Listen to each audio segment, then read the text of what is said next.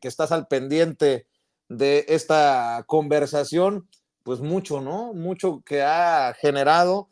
Veo muy rabiosos a los Riva Palacio, a los de Mauleón.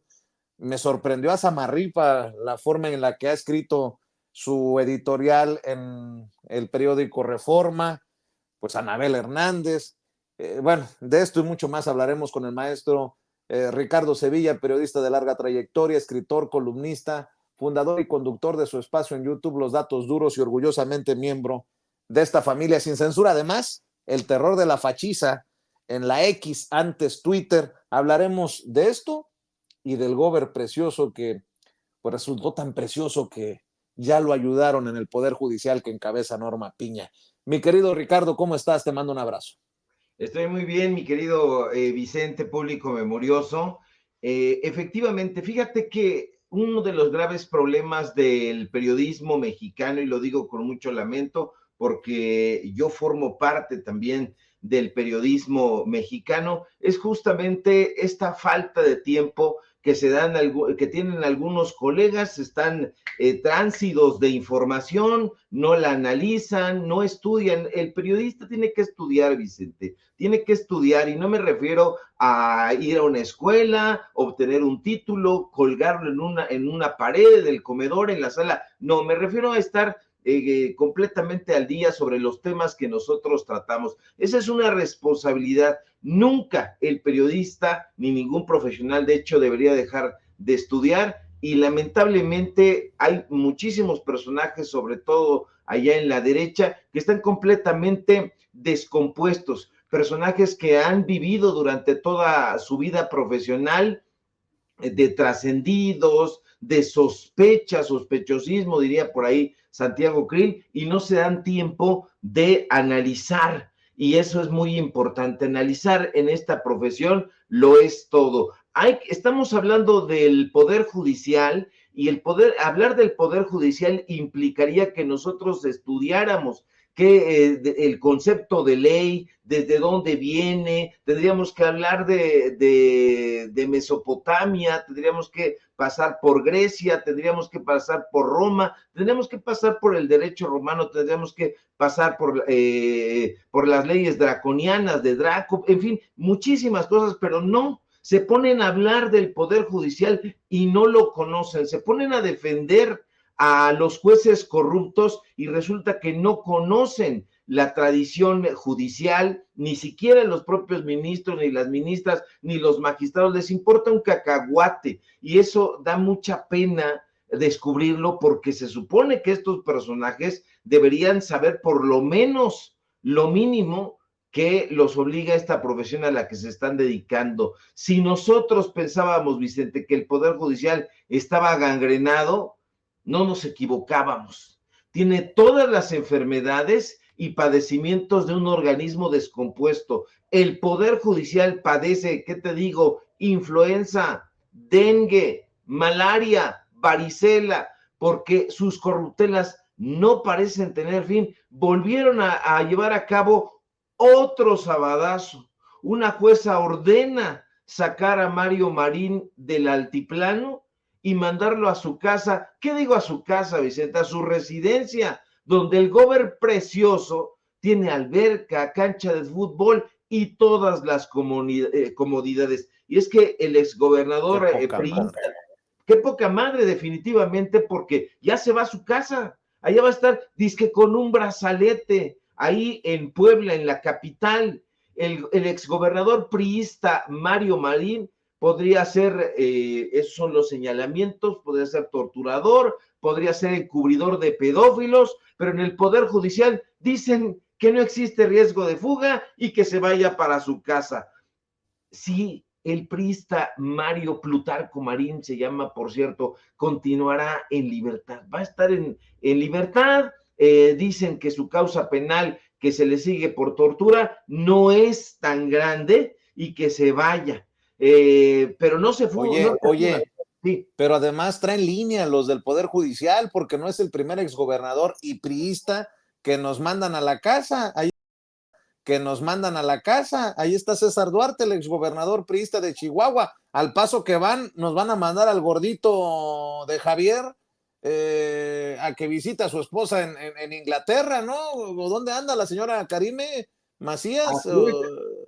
Se supone que debe estar en Inglaterra, pero se ha de estar paseando por Europa, escribiendo cartas que merece prosperidad y no sé cuántas tonterías, pero se van para su casa efectivamente este tipo de personajes con la anuencia del Poder Judicial. Por eso siempre es muy importante hablar del Poder Judicial gangrenado, que no solamente está podrido en el Poder Judicial de la Federación, hay que echarle un ojo también al Poder Judicial local, qué es lo que está sucediendo en los tribunales estatales, qué es lo que está sucediendo en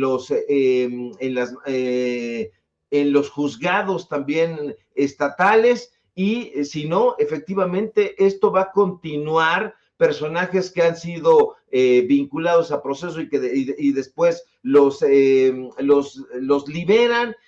No se van solitos, eso hay que decirlo. Cuentan con la ayuda del Poder Judicial, cuentan con la anuencia de diversos juzgadores. En el caso de Puebla, en el caso de Mario Marín, pues esta juzgadora tiene nombre y apellido. Ella se llama Angélica del Carmen Ortuño Suárez. Aquí la tengo apuntado porque son tantos los personajes. Ella es jueza de distrito allá en Quintana Roo. Ahí está su ficha en el Poder Judicial. Esta juzgadora es la que decide liberar a Mario Marín con el argumento chafa de que el delito que se le acusa no merece prisión preventiva, con todo el cinismo del mundo. En su exposición de motivos, la jueza Ortuño asegura que con las medidas descritas, pues no existe riesgo de fuga, y fíjese cómo son las cosas de curiosas o de sospechosamente coincidentes. Días antes, también fue liberado el jefe de la policía, Adolfo Caram Beltrán, acusado precisamente de liderar el operativo de traslado de la periodista Lidia Cacho de Cancún a Puebla, en cuyo trayecto Lidia, una periodista polémica, eso hay que decirlo, pero más allá de toda esta polémica, esta periodista habría sido sometida a tortura física y psicológica, exactamente igual que todos estos personajes. Se van a su casa, como Murillo Karam, el exgobernador de Puebla, tendrá su residencia ya en Puebla, como parte del cambio, de este cambio pernicioso, terrible de medidas cautelares. Estaba ahí en el altiplano, acusado, como le digo, del delito de tortura en contra de Lidia Cacho, pero no la va a pasar mal, Vicente, porque en su humilde vivienda en Gilotzingo, el gober precioso, como le apodan a este miserable, contará con cancha de fútbol, con alberca. Ahora bien, hay algo terriblemente noticioso, es que yo no sé si usted lo sabía, pero resulta que el gober precioso, fíjate Vicente, era juez. El gober precioso era juez y era notario, y precisamente por eso actualmente Mario Marín tiene amigos y muchísimas influencias en ese gangrenado Poder Judicial. Pero usted se preguntará, ¿cómo que fue juez Mario? Y yo le diré, sí, así es. En este mundo bizarro de la política mexicana, resulta que el exgobernador priista acusado de tortura fue juez de lo familiar en Puebla, pero además de eso también fue secretario general del Tribunal Superior de Justicia en ese estado. Es irónico, Vicente, absolutamente hilarante, dolorosamente hilarante, que Mario Marín, antes de haber sido gobernador de Puebla, haya llegado a ser juez y notario. Él mismo se dio el permiso en la notaría. Además de todo, tenía esa notaría, es la notaría pública número 53, estuvo funcionando incluso cuando este personaje tenía ficha roja de parte de la DEA, lo andaban buscando por todos lados, no lo encontraban. Ahí estaba la notaría, hasta 2019 fue atendida por su suplente, el notario suplente Vicente Manuel Gil, y así pasó mucho tiempo operando esa notaría, y no fue sino hasta mayo de este año cuando la Consejería Jurídica del Gobierno del Estado de Puebla, durante el gobierno, también hay que decirlo y destacarlo, de Sergio Salomón, cuando se emite una convocatoria para la asignación de 7 patentes notariales que hasta ese momento se encontraban vacantes, y justamente ahí estaba la notaría que pertenecía a Mario Marín. Ahora, hay una cosa bien importante, Vicente. El presidente López Obrador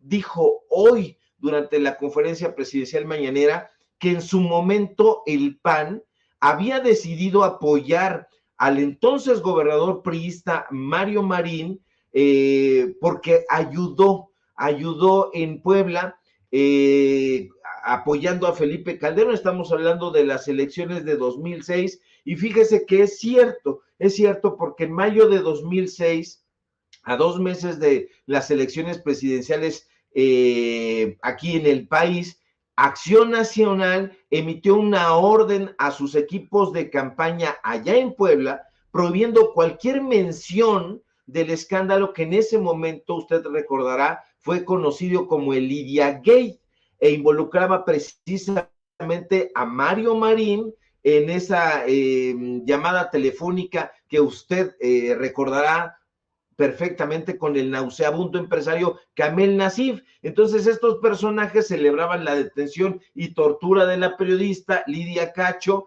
quien había denunciado en redes sociales, en una serie de reportajes que después fueron a dar al libro Los demonios del Edén, actos de pederastía que incluían a figuras muy poderosas. Ahora bien, esta frase sale a relucir en esa llamada El Gober Precioso.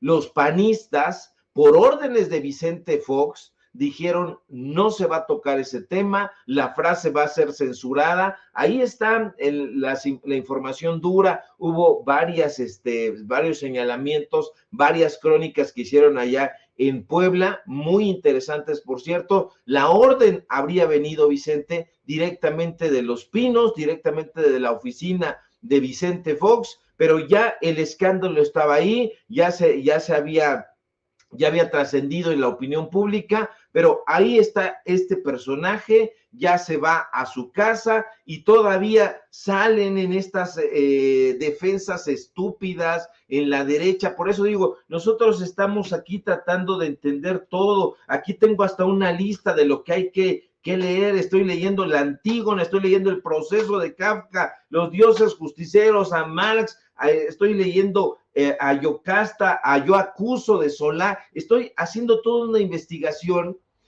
porque es muy importante darle a conocer a usted con datos duros cómo viene este asunto de la justicia, desde cuándo están los jueces corrompidos, y es una cosa terrible, Vicente, pero desafortunadamente ahí en la derecha opinan pensando solamente en la cartera.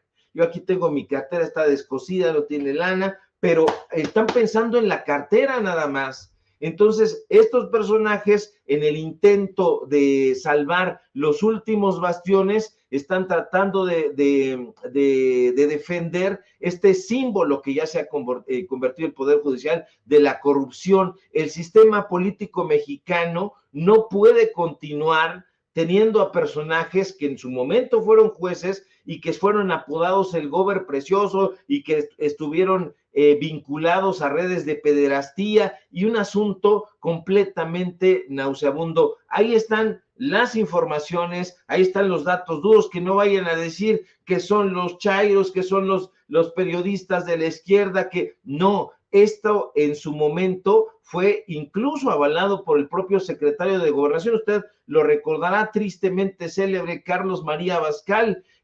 Carlos María Abascal habría llegado al propio Puebla en un helicóptero.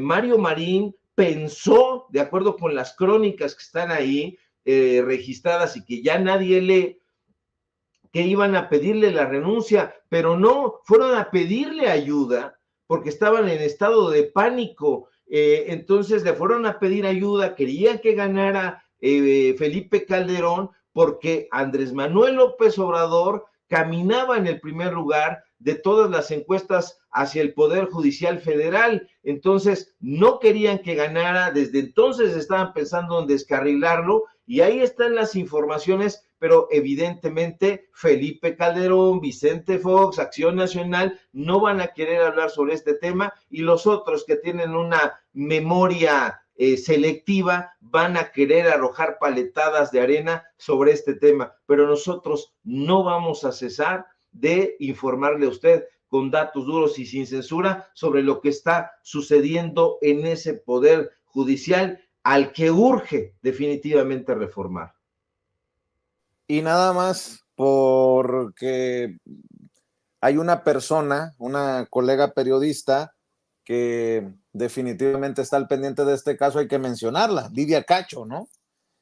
Norma Piña, la ministra presidenta de la Suprema Corte de Justicia de la Nación, escribió en redes sociales: la independencia judicial no es un privilegio, es el principio que garantiza una adecuada impartición de justicia para hacer efectivas las libertades y la igualdad de las y los mexicanos. Y Lidia Cacho, la figura central, la víctima de estos personajes políticos, empresariales, que ella denunció y exhibió, escribe: sí que es un privilegio para los más poderosos, lo sigue siendo. Ahora mismo la jueza segunda de distrito de Quintana Roo está liberando a mi torturador Mario Marín, al que me ha mandado matar para callarme, para proteger a Kamel Nasif Marín, que estuvo prófugo de la Interpol. No es peligroso, según la jueza Angélica Ortuño.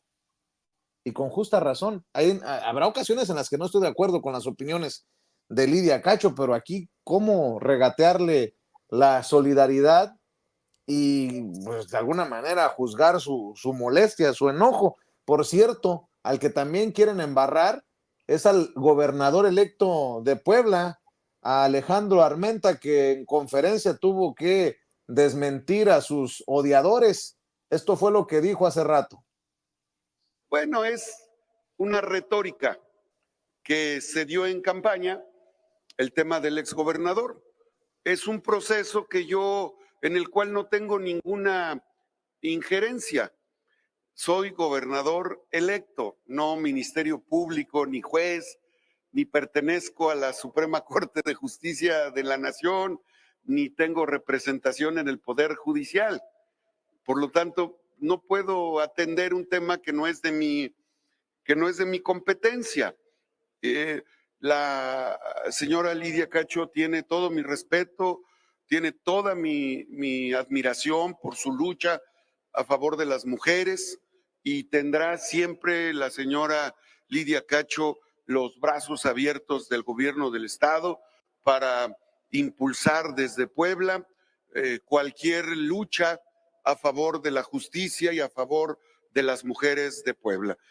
Fui el primer diputado que en su momento solicitó la alerta de género en Puebla desde el 2016. Así es que en esa congruencia yo estaré atendiendo los temas. No tengo ninguna opinión al respecto porque es materia judicial, y como yo represento al Poder Ejecutivo, o representaré al Poder Ejecutivo. Bueno, pues ahí están las declaraciones de Alejandro Armenta. ¿Con qué cerrarías? Oye, por cierto, maestro, qué bueno que hacemos lo que hacemos. Y grábeme, don David, porque aquí exhibimos a los hipócritas y mentirosos. Y en esta ocasión voy a echar mano de un amigo que también es tu amigo, el abogado César Gutiérrez Priego. Fíjate que Lili Telles ya se andaba colgando la medallita de que ella había sido la que destapó en su momento al Mayo Zambada, la que exhibió a Ismael el Mayo Zambada. No crea que exagero, lo dijo en la Cueva de los Malandros, ahí con el portavoz de los Malandros, Ciro Gómez Leiva, en Radio Fórmula.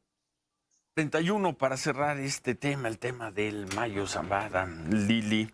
Quedan muchas preguntas y una de ellas tiene que ver con el gobernador Rubén Rocha de Sinaloa, quien ahora apoyado por los gobernadores de Morena, Rubén Rocha, dice: yo ni estaba en México, yo ese día volé en un avión, luego vimos que era un avión privado, a Estados Unidos, es decir, el señor Rubén Rocha quizá entró por última vez en su vida a Estados Unidos, difícilmente después de las declaraciones del Mayo Zambada lo vuelva a hacer, pero además lo hizo, como lo informamos Manuel al inicio del programa, lo hizo, todo indica, en el avión de un empresario de Sinaloa, del señor Jesús Vizcarra. Y el gobernador Rocha pues sigue en el cargo. ¿Cuándo ganó Rocha las elecciones? En el 21. Las elecciones del 21. Va a seguir cuando menos otros 3 años en el cargo, Lili. Y va a seguir impune. Pues no sé si va a seguir, en caso de que tenga... No sé si va a seguir impune. La Fiscalía General de la República... Quise decir, va a seguir sin ser investigado. La Fiscalía General de la República ya informó que lo está investigando desde ayer y que le ha solicitado información. Vamos a ver a la Fiscalía General de la República cómo se desempeña en este caso. Vamos a ver. Le van a lavar la cara de todo sin investigarlo, porque es línea de AMLO y de Sheinbaum, ya está claro. Vamos a ver a la Fiscalía General de la República en este caso. Y ahí están los empresarios y veíamos a los medios de Sinaloa, un poco nos llamó la atención, los vemos muy cuidadosos en el caso. Está otro personaje que también tú lo conoces, que incluso fue hostil contigo, el señor Melesio Guen. No lo conocí, lo mataron, pero tuviste sí, una diferencia con él. Mira, para irme más atrás, por allá en 1998, 1999, yo estaba haciendo una investigación sobre una casa del cártel de los Arellano Félix en Ensenada, Baja California. Hablo de hace muchos años, yo tengo 56 años y pues estaba muy joven cuando estaba haciendo esa investigación en la que yo quería probar... Qué duro te ha ido en la vida. ¿Qué pasó, don David? Félix, cabe recordar que ese cártel fue durante al menos 10 años poderosísimo a nivel mundial. Y en esa investigación fui a Tijuana, a Guadalajara, a Culiacán, a Badiraguato y a Los Ángeles, porque los prestanombres tenían una red siguiendo la pista al dinero, una red de negocios que eran empresas fantasma y que lavaban dinero en todas estas ciudades que acabo de mencionar. En el transcurso de esa investigación, cuando fui a Culiacán y a Badiraguato para recopilar testimonios y conseguir más datos, me apareció algunas personas me mencionaron a un tal Mayo Zambada. Digo un tal Mayo Zambada porque en aquel momento su nombre no era del dominio público. A mí me llamó la atención porque es un nombre, el apellido es muy particular, Zambada. Y yo recuerdo que tomé nota en mi libreta como reportera y me señalaron las personas que consulté por allá los lugares donde este señor Zambada lavaba dinero. Eran lecherías y algunos otros negocios que yo alcancé a grabar, aunque en ese momento dejé esos datos para un futuro reportaje porque no me podía distraer del que estaba haciendo en ese momento. Lo dejé como información guardada. Cuando regresé a México con mi información y en la elaboración del reportaje, di esta información a la Procuraduría General de la República y ahí me dijeron... No, bueno. Ahí queda pues la mentira o la medallita que se quiere colgar Lili Téllez. César Gutiérrez Friego, el abogado, la pone en su lugar en redes sociales, dice: ahora resulta que la senadora Lili Téllez es quien dio a conocer públicamente al Mayo Zambada. Aquí le comparto un informe de 1997 que pregunta por sus antecedentes penales. En lo único que tiene razón es que en los 90s no tenía antecedentes penales y ni siquiera investigaciones en su contra. Al Mayo se le conoce desde principios de los 80s, pero siempre fue protegido por el régimen priista. Si a Lili Téllez, yo pregunto, le dijeron quiénes eran los prestanombres y la red de lavado de dinero, desde ese entonces, ¿como a cuántos políticos señaló de ser miembros de esa red de protección del Mayo Zambada? ¿Dónde están las investigaciones periodísticas de esta gran comunicadora, hoy senadora, que se quiere colgar la medallita? Digo, para eso también sirven los medios independientes, mi querido Ricardo Sevilla, para cerrar. Vicente, esta señora es una mequetrefe, absolutamente mequetrefe, y en efecto se quiere colgar una medallita que no le corresponde y no tiene la menor idea de la historia del narcotráfico en este país. También se tiene que investigar a profundidad la historia del narcotráfico, sobre todo cuando dice ser periodista y sobre todo ella dice que estaba haciendo una investigación a finales de la década de los 90, eso dice. Primero que nada hay que recordar que ella es una distraída. Yo la recuerdo con esa playera a rayas negras con blanco. Estaba sentada en el Estado de México entrevistando a la mamá de la niña Paulette. Estaba, porque yo soy de datos duros, estaba aplastada sobre la cama donde dormía la niña. A un lado estaba la mamá, estaban acariciando unos gatitos de peluche. Estaba ella jugando nerviosamente con un cojín verde. Lo recuerdo perfectamente porque tengo memoria fotográfica. Tenía un cojín verde, estaba nerviosa y resulta que la niña Paulette, de acuerdo con lo que esa misma familia y después la versión oficial, es que la niña Paulette siempre estuvo a un lado, ahí al pie de esa cama. Y Lili Telles nunca se enteró. Vaya distracción de esta señora, eso en primer lugar. Han mandado cartas para pedir el despido de su servidora a un medio de comunicación. En fin, allá ella y su loca cabeza, porque hemos investigado a su hermana, porque hemos investigado esta fundación que tiene disque para ayudar y que no corresponde a la realidad. Ahora, hay que enseñarle sobre el Mayo Zambada, porque dice que no se conocía en ese momento, a finales de los 90, si el Mayo Zambada empieza a trabajar en la década de los 70, trabaja para Miguel Ángel Félix Gallardo, el jefe de jefes en el cártel de Guadalajara, así lo conocieron después, trabajó con Caro Quintero, trabajó con Ernesto Fonseca Carrillo, después se fue a trabajar al cártel de Juárez con Amado Carrillo, el Señor de los Cielos, así le apodaban. Hay una muy interesante novela ahí sobre el Señor de los Cielos. En fin, hay muchísima literatura, muchísimo periodismo que esta señora debería de estudiar, porque en efecto Zambada se manejaba con un perfil bajo, no era un personaje al que le gustaran los reflectores, pero eso cambió en la década de los 90, pero no a finales de los 90, sino a principios de los 90. Él estuvo trabajando con Nacho Coronel, a lo mejor ya no se acuerda de Nacho Coronel, ya no se acuerda de Delio López, ya no se acuerda de nadie esta señora, y no se acuerda porque nunca puedes acordarte de algo que nunca supiste, no puedes acordarte de los capos sinaloenses, no puedes acordarte de absolutamente nada. Si dices que eres reportera, das muchísima vergüenza.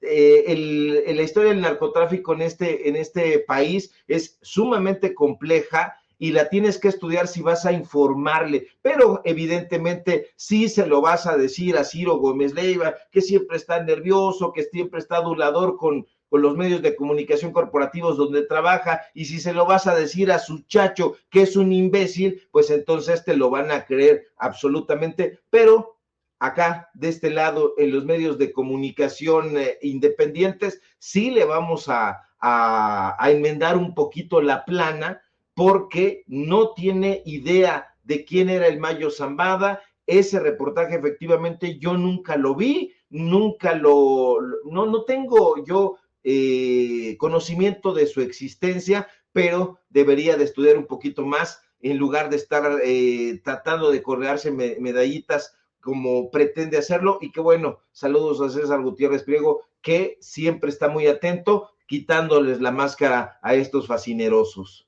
Y con los datos duros, presenta documento y toda la cosa en redes sociales, el querido César Gutiérrez Priego. Ahí está, mire, el documento para, pues que le caiga el 20 a la senadora Lili Telles, que por cierto, tiene 56 años.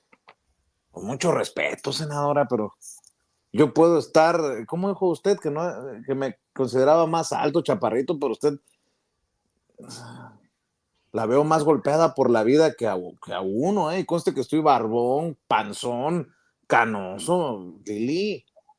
Por favor. En fin, mi querido Ricardo Sevilla, ¿por qué no cerramos invitando a la audiencia de Sin Censura a tus hilos en redes, a tus informativos, a tus esfuerzos, maestro? Claro que sí, querido Vicente, público memorioso. Síganme en mis redes sociales, en X, @Sevilla Crítico, en Facebook, Ricardo Sevilla, sin nada más. Síganos en Paralelo 24.mx. En los datos duros, hoy tenemos informativo en punto de las 9 de la noche. Y en este proyecto que estamos también encabezando, que se llama Hoja de Ruta, donde estamos haciendo pues documentales que creo que son muy necesarios. Échele un ojito ahí, acompáñenos y por supuesto, desde luego aquí en la familia Sin Censura, donde somos orgullosamente miembros y conductores cuando así se requiera, mi querido Vicente. Eso. Te mando un fuerte abrazo y estamos al pendiente. Como dice la raza en redes, eso mamón.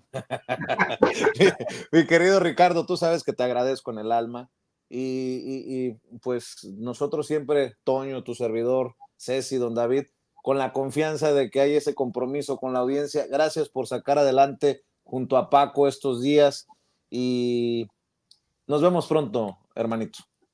Un abrazote, mi querido Vicente. No hay nada que agradecer. Estamos para eso y formamos parte de la familia Sin Censura. Seguimos al pendiente. Gracias, el maestro Ricardo Sevilla hablando con nosotros sin censura.